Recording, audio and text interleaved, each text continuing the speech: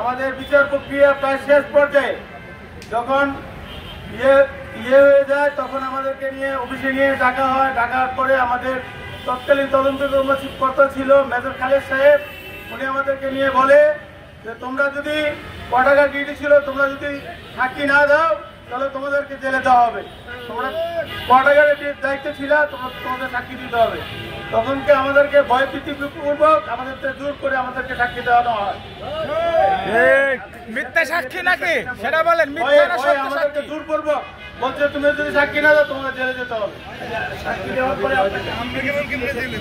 সাক্ষী দেওয়ার পরে আমাকেও লাস্ট পর্যায়ে আমাদের যারা ছিলাম আমাদেরকে কম্পালসারি রিটায়ারমেন্ট দিয়ে দেওয়া।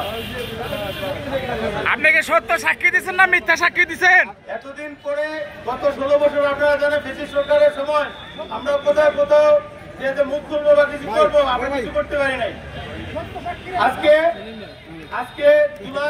5 জুলাই গণ অভ্যুত্থান ছাত্র জনতা রক্তের বিনিময়ে আমরা যে দেশে স্বাধীন হয়েছে, স্বাধীনভাবে আজকে কথা বলতে পারতেছি, তাদের শ্রদ্ধার সাথে আমরা স্মরণ করে তাদের রক্তের বিনিময়ে আজকে আমরা স্বাধীনভাবে কথা বলতে পারতেছি। সেই বিধায় আজকে আমি সবার সামনে এসে আমাদেরকে যে জোরপূর্বক মিথ্যা সাক্ষী দেওয়া হয়েছে সেটা আপনাদের সামনে উপস্থাপন করতে পেরেছি।